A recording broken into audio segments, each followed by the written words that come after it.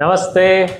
તો આજે હું જે વાત કરવા જઈ રહ્યો છું એ છે વરસાદના સિઝનમાં. તો ઓલરેડી અમે એક વિડીયો બનાવેલો છે, યુટ્યુબ ઉપર છે, આપ ચોક્કસથી જોજો. હવે એમાં જ થોડુંક આગળ વધીએ છીએ. તો વરસાદ અને ગુજરાતીઓમાં તો એકવાર વરસાદ આવે એટલે માટીની ભીની ખુશ્બુ અને ભજીયા.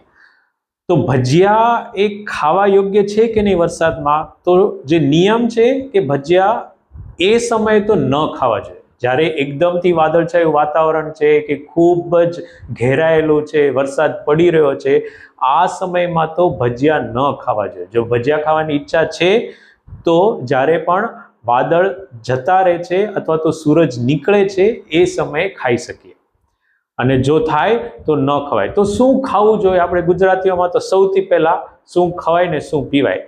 તો ખાવા યોગ્ય છે એ સમયમાં જ્યારે એકદમથી વરસાદ છે, કાળા ડિબાંગ વાદળાઓ છે, તો ત્યારે જે ખાવા યોગ્ય છે એમાં કે છે વ્યક્ત આમ્લ લવણ સ્નેહ શુંઠ્યાદિયુક્ત ઉષ્ણમ પીબેત.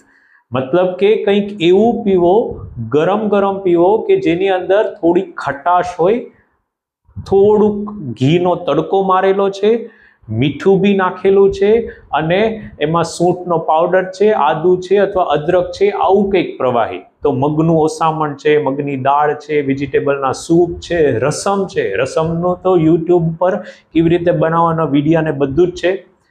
દાળવાળી, દાળ વગરની, ટમેટાવાળી, એ બધી રસમ એકવાર ચોક્કસથી ટ્રાય કરજો. અને આ જ્યારે વરસાદ પડી રહ્યો છે, વાદળછાયું વાતાવરણ છે, ત્યારે આવું જ પીવું જોઈએ.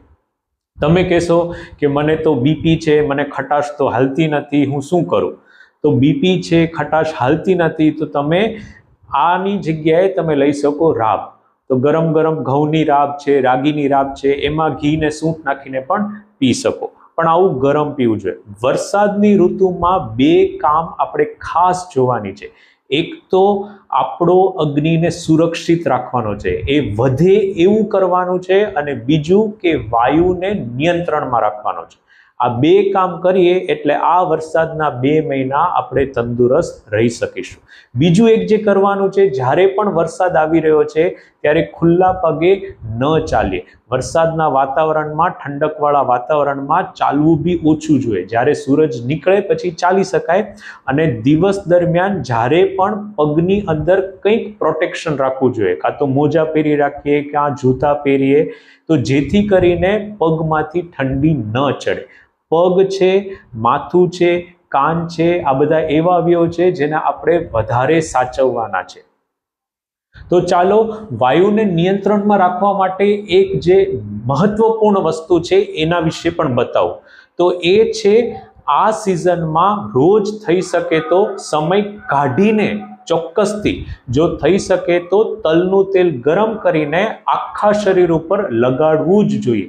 જ્યાં પણ તમારો હાથ પહોંચે છે ત્યાં તમારા જાતે જ એક 10 મિનિટ કાઢીને શરીર ઉપર તલનું તેલ લગાડી દઈએ, તો જેથી કરીને વાયુને નિયંત્રણમાં રાખી શકીશું. અને આ લગાડ્યા પછી 15 મિનિટ કાઢીને ચોક્કસથી એક્સરસાઇઝ કરવી જોઈએ. અને એક્સરસાઇઝ કર્યા પછી તમારી જાતે તમારા શરીરને હળવા હાથેથી દબાવી શકો છો. તો આ એક 20-25 મિનિટનું જે રૂટીન છે એ તમે ચોક્કસથી આ સિઝનમાં ચાલુ રાખી શકો છો. તો મારા પ્રિયજનો, આ થોડુંક પાળજો. જો ભજીયા ખાવાની ઈચ્છા થાય છે તો જ્યારે પણ ખાઓ તો એની પછીનો જે તમારું ભોજન છે એને સ્કીપ કરી દેજો, ઉપવાસ કરજો. અને જો થઈ શકે તો ઓછા પ્રમાણમાં ખાજો, અને જ્યારે પણ સૂરજ નીકળે ત્યારે જ. ધન્યવાદ.